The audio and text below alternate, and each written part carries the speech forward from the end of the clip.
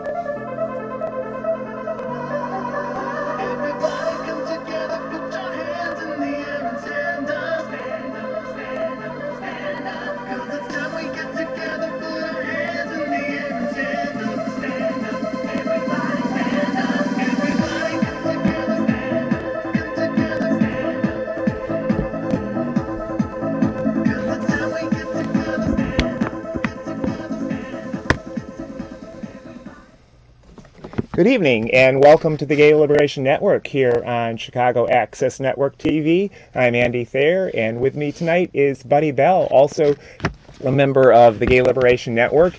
And just last weekend, Gay Liberation Network members took a trip down to Fort Leavenworth, Kansas. Buddy, I was wondering if you could tell our viewers why we went down there, why, frankly, people from all over the country joined us there.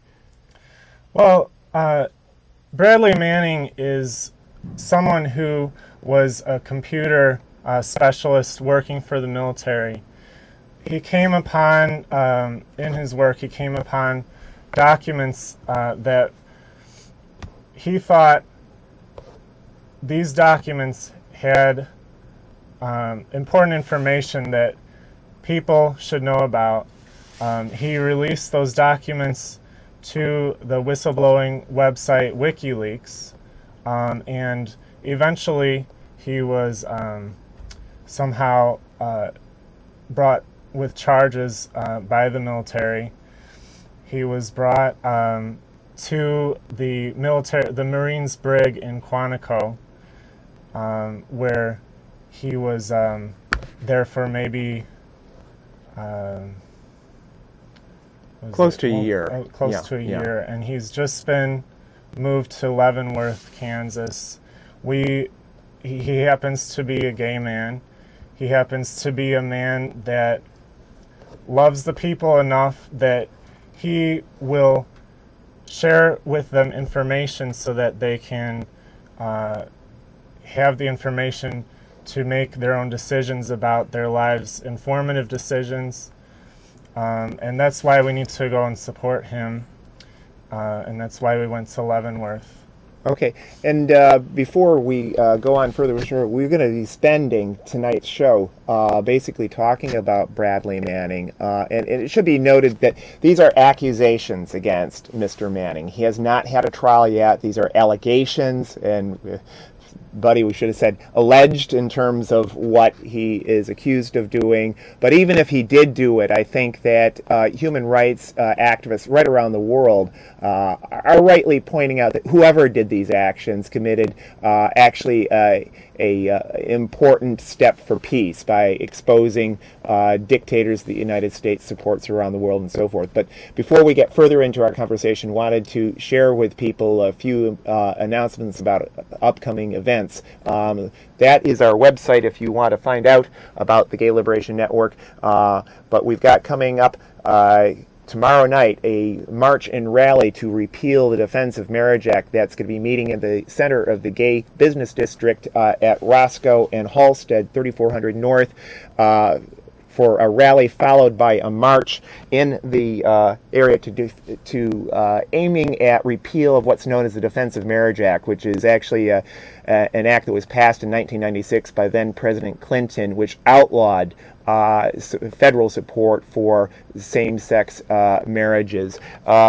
And also, coming up very soon, we have the annual Chicago Gay Pride Parade, and we invite you to participate in that parade. Our theme is going to be support for Bradley Manning, about which you'll be finding about on tonight's show.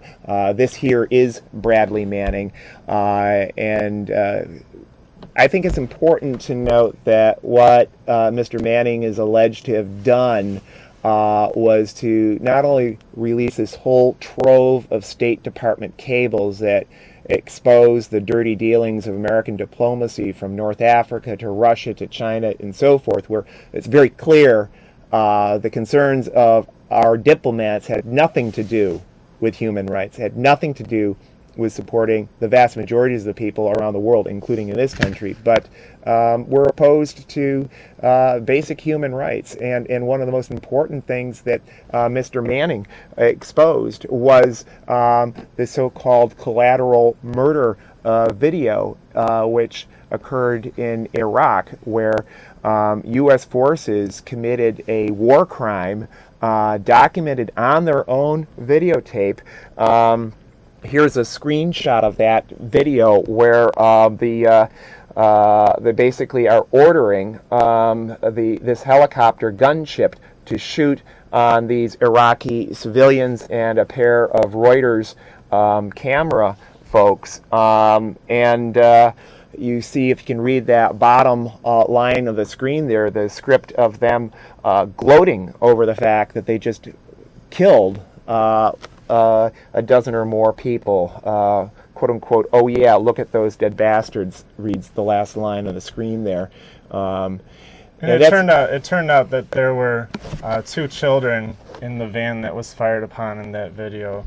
It was 2 Reuters reporters were attacked, and when they fired upon the van that came to bring one of them to the hospital, they ended up killing 2 children who were passengers. This here is a shot of the march down in near Kansas City, actually in Fort Leavenworth, Kansas, that was last Saturday. And you'll see there were other Chicagoans down there, as you see from this screen here.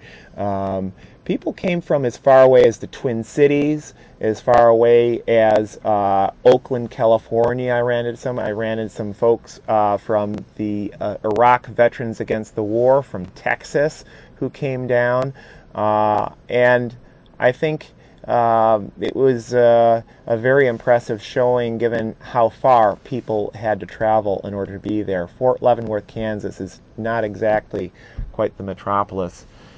And it's important to note that there was similar protests when Bradley Manning was being held in Quantico, including a large mobilization that we think may be part of the reason that he was transferred from the Marines brig in Quantico to Leavenworth. According to his father, Bradley Manning's father, who has been able to visit him in Leavenworth, at least the visiting conditions are much better. He's able to actually speak with his father in Quantico. Supposedly he was in solitary confinement for over 23 hours per day. He was not able to actually even be aware of what was going on when he was in Quantico. Well, I think it's important to note that the conditions in which he was held also bespoke the continuing homophobia of the American military. Those who might remember the Abu Ghraib torture revelations of a few years ago might remember how U.S. interrogators played tried to sexually humiliate their Iraqi captors, and they really, a lot of it was tinged with homophobia in terms of forcing male prisoners, for example, to wear female undergarments. For Bradley Manning, who the military knew is a gay man, they would have him stripped and on display basically in front of a bunch of guards and make fun of him. And I think it says something about this is a case that not only human rights activists in general should take up, but people in the lesbian, gay, bisexual, and transgender community need to make Bradley Manning an issue because of the homophobia that was also on display in the manner in which he was treated in Quantico. In fact, a State Department spokesman by the name of Crawley at one briefing made mention to the fact that he thought the conditions in which Mr. Manning was being held were, quote-unquote, outrageous and ridiculous. And for that comment, he was forced by the Obama administration to resign just a couple days later. So once again, you have Bradley Manning, who did a signal service for human rights by revealing the dirty doings of American foreign policy. And what was the response? Was not to go after human rights abusers such as you saw in those still pics of the Iraq massacre. Instead, they went after Mr. Manning. And when P.J. Crawley of the State Department said what human rights supporters around the world were saying, and that the conditions under which Mr. Manning was being held were outrageous, he gets the axe as well. And so I think that actually the current president, Obama, is actually sliding down even further down the road to attacks on civil liberties than even George Bush, if that can be believed. Well, actually, that's interesting because George Bush, with the whole Guantanamo Bay scandal, actually the UN is supposed to, the United Nations, they're supposed to go and investigate whenever there's an allegation of torture in prisons. They're supposed to be able to go, according to the UN Convention on Torture, which the U.S. is a signatory of that convention. They're supposed to, their monitors are supposed to be able to have access to the folks who are allegedly being tortured. They're supposed to have private access to them. Well, George Bush, when he was in office, decided that, yes, you can come, UN inspectors can come and meet with the detainees, but it's going to be in a situation where they can be videotaped. And the UN inspectors were not in a position to accept that offer because that is not the regulations they work under. The same thing is going on with Bradley Manning's case. When he was in Quantico, he was not allowed access to the UN rapporteur, Juan Mendez, who tried to go and visit him, trying to visit him in Quantico since the allegations of solitary confinement, long-term solitary confinement, without any, if it's not in retaliation for specific infractions committed in jail, it's by definition torture if you have someone in solitary confinement for long periods. And so he had put in the request this January, and it was just sat on. They said he could go if it was not a private conversation, if it was videotaped, he couldn't accept it. So that's a continuation of the previous administration's policies in regards to this case.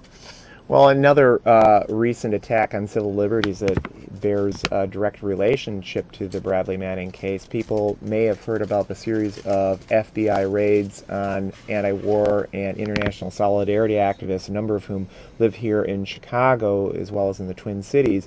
And right now there is a threat of using grand juries to basically intimidate people into testifying or basically face imprisonment if they don't.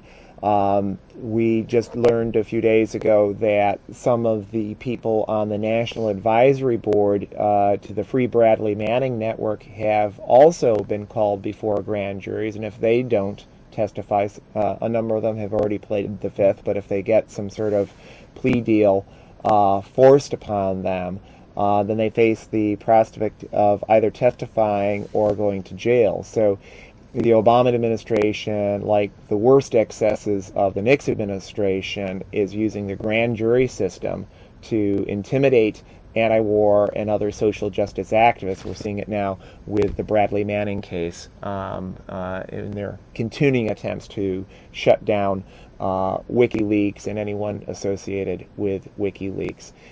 So I think it's very important that peace and justice activists circle the wagons around Bradley Manning. Now, we understand that Mr. Manning is probably going to be having his trial probably sometime in the fall or close to the new year, and it's going to be in Washington. And so that's one important thing to be keeping track of in terms of the need for responding to developments in Bradley Manning's case. Unfortunately, he is now facing charges that could bring the death penalty if the government so chose. So it's a very, very serious matter. And of course, there are people who want Bradley Manning executed. It's going to be a function of whether his supporters of human rights can stand up for Bradley Manning to mitigate or stop those penalties from being attempted. Yeah, well, and you know, we've seen this sort of thing before in history with the anti-Vietnam War movement. A man by the name of Daniel Ellsberg was a Pentagon employee, was a firm believer in the Vietnam War, was thought that the United States was doing good things in Southeast Asia. And he became educated about what the real role of the United States was in Vietnam, and he produced this voluminous internal report which became known as the Pentagon Papers, which was basically the internal history of the war written by the United States government itself, that told the truth as opposed to their spokespeople. It really made a big difference in terms of ending that war. Right now, even though he's quite an old man, Daniel Ellsberg is one of the foremost supporters of Bradley Manning, to his credit, because he recognizes what Mr. Manning did with reference to the Iraq War was a very important exposure of U.S. war crimes. So I think it's important to have someone of his stature. But the only reason why Daniel Ellsberg did not end up serving a long-term prison sentence was because of the strength of the anti-war movement at that time. And that's why, one of the reasons why it's important for us to rally around Bradley, because it can and will make a difference as to whether or not... They'll never say it will, but of course they don't want you to know that it does. Yes. Okay, I understand that we do have a caller. Hello, caller. You're on CAN TV. What's your question or comment, please? Okay, my question is, how can the military hold Bradley Manning in solitary confinement when that's cruel and unusual, and he hasn't even been charged yet? It's unconstitutional. I know he's in the military. Is there some like illegal loophole with military law? Well, yeah. Well, that's actually a good question. Unfortunately, as we've seen with this administration and the previous administration, any number of things that are supposed to be illegal, they get away with doing. I mean, torture is illegal, and yet, the continuing of the Libyan bombing without congressional authorization past 90 days is illegal. And as any number of critics have pointed out, what the Obama administration has done vis-a-vis Private Manning has been patently illegal under not only United States laws, but also any number of treaties to which the United States is signatory. In terms of solitary confinement is internationally recognized as a means of torture, unless, as Buddy pointed out, it was a result of acting out while being incarcerated. President Obama, a month or so ago, was caught on tape saying that Bradley Manning is guilty. Now, for someone in the executive branch, especially as high level as he is, to prejudice a trial before it even happens that way is clearly out of bounds in terms of the United States. I mean, that on that basis alone, he should be freed because the president has prejudiced the trial against him. Everyone below the president in the government, of course, takes their cues from the commander-in-chief, and for him to do that should be grounds for a mistrial right there. The fact that the United States has held Mr. Manning in solitary confinement, I believe, and as do others in the Free Bradley Manning Support Network, this is aimed at trying to extract a false confession from him. They can't get the statements they want out of him, and so they basically try to intimidate them out. We've seen that here in Chicago any number of times. Yeah, in solitary confinement for days and weeks and then months, over a year in solitary confinement, they just want to break him in order to make him have some kind of confession. He was never in the Marines, but he was sent to a Marine brig. The only presumption I can have is that he was there because they thought the Marines could break him. Yeah. We're getting close to the end of our show here, so we wanted to again repeat a few of the announcements and give you a few others about upcoming events that we hope that you will consider participating in. The first and foremost is, of course, our Pride Parade contingent. Each year the Gay Liberation Network participates in the huge Gay Pride Parade in the Lakeview neighborhood. Some 400,000 to 500,000 people come and watch. This year we are theming our Pride Parade contingent around the Bradley Manning case, so that we hope you decide to participate in that contingent, because the more people that are participating in the contingent, the more people we are going to be able to reach through the course of that several 100,000 strong parade. And then coming up tomorrow night, there is a march and rally to repeal the Defense of Marriage Act, which the Gay Liberation Network is doing in conjunction with LGBT Change, Join the Impact Chicago, and several other organizations. That is, again, in the center of the Gay Business District at Halsted and Roscoe, 8 p.m. tomorrow night. Short rally followed by a march. And then we invite you to participate in upcoming meetings of the Gay Liberation Network. We meet the first Wednesday of each month at the Burger Park Cultural Center, right near the Granville Red Line L stop, the corner of Sheridan and Granville. And our next program here on Chicago Access TV is going to be Friday, July 8th. We're generally the second Friday of the month, and we invite you to participate in that. And then finally, if you want to find out more information about the Gay Liberation Network and all our activities, we encourage you to visit our website, which is www.gayliberation.net. We do have one caller here. We'll try and squeeze you in. Hello, caller, you're on CAN TV. Please make your question or comment brief. What, as a caring lesbian, could I really do to help this? Thank you. Do you want to respond, buddy? Well, you can come to join our contingent in the Gay Pride Parade, because we're trying to get the word out about Bradley Manning. Most people, if you just ask at work or at school, they won't know who he is. We have to keep putting his name out there, keep explaining to people who is Bradley Manning, and we need to bring him home, bring him out of jail, stop the charges against him.